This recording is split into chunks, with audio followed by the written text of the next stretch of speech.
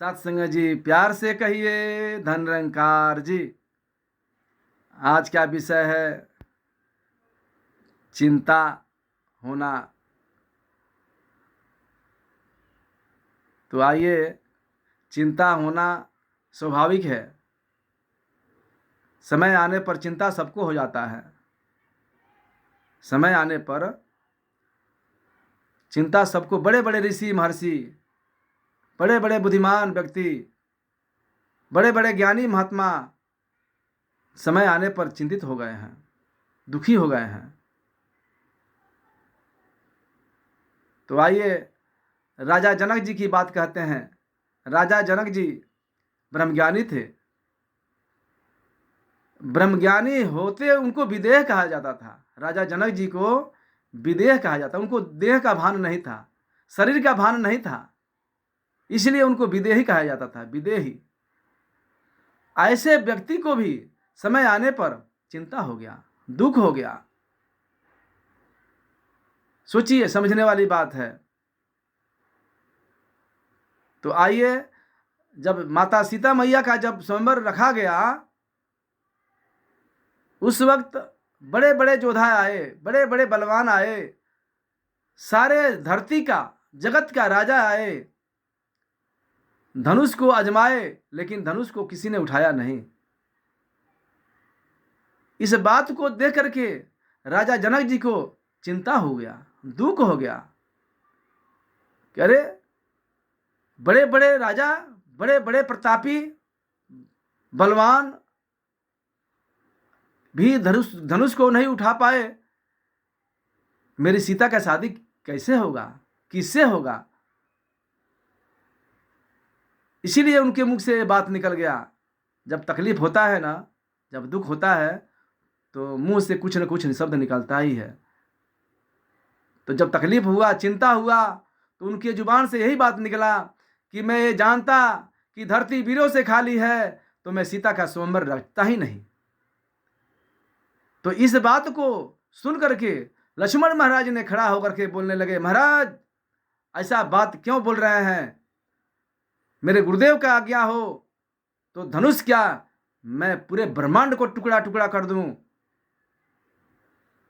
तो आइए, चिंता वाली बात होती है समय आने पर। जो मर्यादा पुरुषोत्तम राम समय आने पर रोने लगे, समय आने पर रोने लगे। होता है, दुख होता है, चिंता होता है। जब लंका में युद्ध चालू हुआ, लक्ष्मण जी को जब शक्ति बाण लगा, तो प्रभु रामचंद्र जी गोदी में लेकर रोने लगे, रोने लगे। दुख हुआ ना, चिंता हुआ ना कि मेरे लक्ष्मण का क्या होगा। सीता मैया का जब हरण हुआ, तो प्रभु रामचंद्र जी गली गली, जंगल जंगल भटक रहे हैं, रो रहे हैं, पेड़ों से पूछ रहे हैं, पक्षियों से पूछ रहे हैं कि कहीं मेरी सीता को देखे हैं। अब बताइए, ये दुख हुआ, चिंता हुआ। समय आने पर चिंता दुख होता है। लेकिन जो ब्रह्मज्ञानी होते हैं, महात्मा होते हैं, वो प्रभु को विधान समझ के अपने चिंता को दूर कर लेते हैं। दुख सुख संसार में सबको होय, ज्ञानी काटे ज्ञान को, अज्ञानी काटे रोय। दुख और सुख संसार में सबको होता है। ये बात कबीरदास जी कह रहे हैं। लेकिन जो है ज्ञानी महात्मा होते हैं, दुख जब आता है तो निरंकार का विधान समझ के फिर सुखमय हो जाते हैं। तो प्रभु रामचंद्र जी ने भी चिंता हुआ, दुख हुआ, लेकिन विधि का विधान को उन्होंने समझ लिया कि ये विधि का विधान है, ये होना जरूरी है, ये निश्चित है कि होकर रहेगा। अगर ये होगा नहीं तो आगे का काम कैसे होगा।